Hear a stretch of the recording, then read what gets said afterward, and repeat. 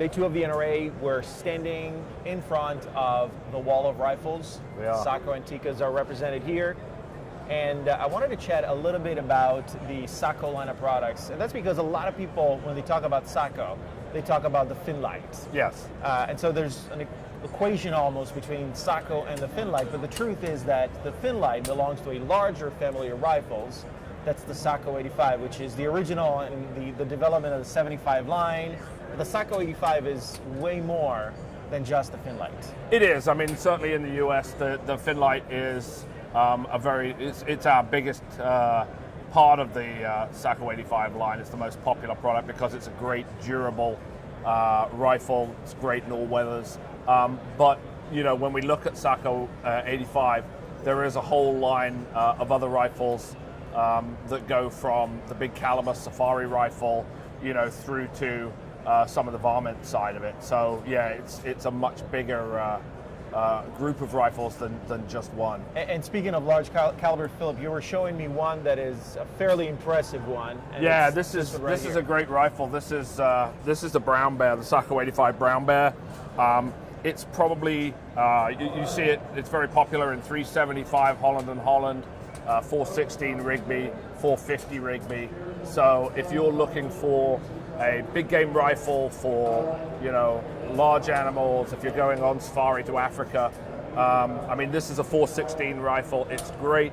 It retails for about $2,800, so it's seen as probably the most durable and best value big game rifle out on the market, and that's the Sako 85 Brown Bear. And if Brown Bear isn't what you're hunting for, what is the range of actions and calibers that the 85 family comes in? Gosh, we go anywhere from, you know, 220 True right up to 500 Jeffrey. So, you know, you can certainly find the right rifle and the right caliber to suit whatever it is you want to hunt. And one question that I'm asked very, very often is, obviously there's an impressive catalog of action and caliber combinations that Sako offers, but not all of them make it across the pond into the United States. And so people say, well, if I want to get a caliber that I don't have access to directly through dealers, I'm kind of screwed. What do they do? Because there's actually a program that allows people to so one of the things that we're very excited to be working on is a custom order program for Sako, and we're just in the development process at the moment of making sure we have the whole order process in place and understood by our dealers, so that a client can come in and into their local Sako dealer and order something directly from the factory that would be perhaps not always held in stock within the US market. So the advice is, if there's a caliber that you know your dealer doesn't carry, find a Beretta authorized dealer. It would be on the Beretta website. Those are Sako carriers. Tell them you want a specific caliber, and they'll be able, through at different times in the year, to order it directly. The custom order program will be where you can go into your local Sako authorized dealer and you know, order something out of the catalog that they wouldn't normally keep in stock. Then it does go through the normal build cycle, so you know, probably 4 to 6 months later that rifle will arrive. Possibilities are endless at that point. Yeah, and obviously, like I said, you know, we're just in the process at the moment of putting all the steps in place so that it's a very smooth running process. We will be rolling that out to our dealers shortly, so in the next few months you'll see that in place. So if there's a caliber that you guys have had on your wish list for a while and couldn't get here in the United States, the time is now. Go out to your Sako dealer. We're certainly getting there, and you know, we'll be rolling that out to the dealers, you know, in the next couple of months, as I said. Let's move on from the Sako 85. It's obviously the synthesis of everything that's best about Sako, from the action to the trigger and so on. But for those that are kind of dipping their toes in the Sako pool for the first time, that might be too big an investment. There's a way to access the Sako line of products through a different family, the A7, that is 30% more affordable than the 85. Yeah, it's a great family line. We have the A7 Big Game and the A7 Range in that model lineup, and again, multiple calibers, anything from, you know, the 243. We have, you know, obviously 308, 300 Win Mag. But one big one, and I got it right here. Yeah, and everybody's talking about it, is Here, I'll let you handle Thanks.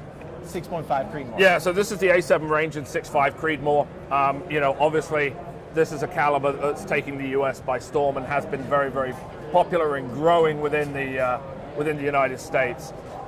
Started off as a long-range precision round, and is now, you know, through the evolution of ammunition, is now making it over onto the hunting side. So, you know, certainly that's a round that we want to support.